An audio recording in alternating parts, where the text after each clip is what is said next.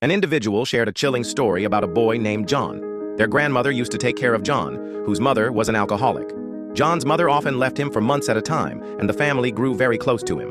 One night, John's mother came to pick him up, but she and her drunken boyfriend crashed the car. John was in a coma for a few days. The narrator's older brother woke everyone up one night, screaming and crying, saying John had come into his room and told him he had to leave, but was scared and wanted his brother to come with him. As their parents tried to calm him down, the phone rang. It was their uncle calling from the hospital to tell them John had died. This happened more than 30 years ago, but the narrator still gets goosebumps thinking about it. The window girl, a parent, heard strange noises coming from their two young daughters' bedroom upstairs. They went to check on them and found them both sitting up in bed looking at the window.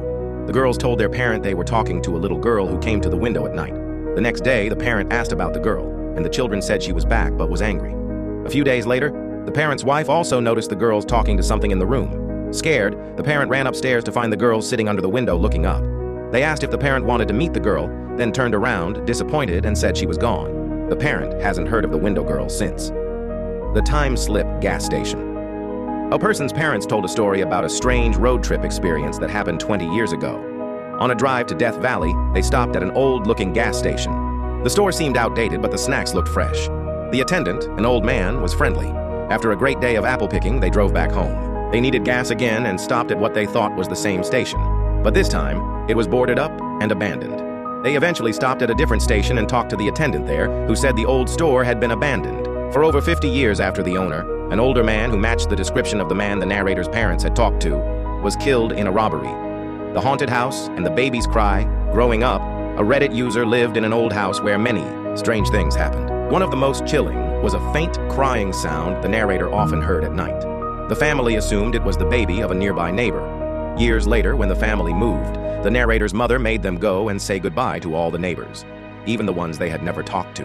When the narrator said goodbye to the family next door and mentioned their baby, the neighbor looked confused and said they had no baby. The possessed Toya friend of a Reddit user explained why she took sleeping pills. When she was a child, she lived in an old house in Georgia. Her father was fixing pipes in the crawl space and found an old purple dinosaur. She played with it and always slept with it. One night, she woke up to find the dinosaur standing on her chest, staring at her. Over the next few weeks, no matter where she hid the dinosaur, she would wake up to it on her chest. One night, she locked it in a drawer. She then heard the drawer unlock, open, and slam shut. She heard footsteps, and the dinosaur was back on her chest. Her parents didn't believe her until they locked the dinosaur in her room, and the same thing happened. They moved to a new house, leaving the toy behind, but it reappeared on their kitchen counter a year and a half later. They finally burned it and threw it in a river. The friend now suffers from night terrors and has scratches on her body, which she believes are from the toy. A fateful delay. A high school teacher once told a story about a friend who was an aspiring baseball coach.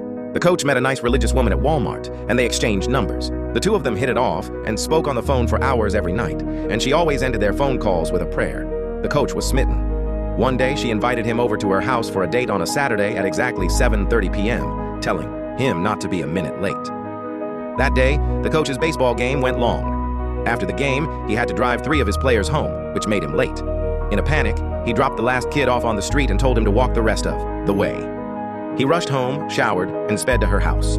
He arrived at 7:35 p.m., 5 minutes late. A woman in her 40s came out of the house and told him the girl he was supposed to meet said he was late and to go away. A few days later, he saw the house on the news. The woman in her 40s was being arrested for a heinous crime. The news reported that the women were part of a cult that performed ritualistic human sacrifices. Police found blood on the walls and jars with hearts labeled with the names of missing children. There was an empty jar with his name on it. His delay of just a few minutes had saved his life.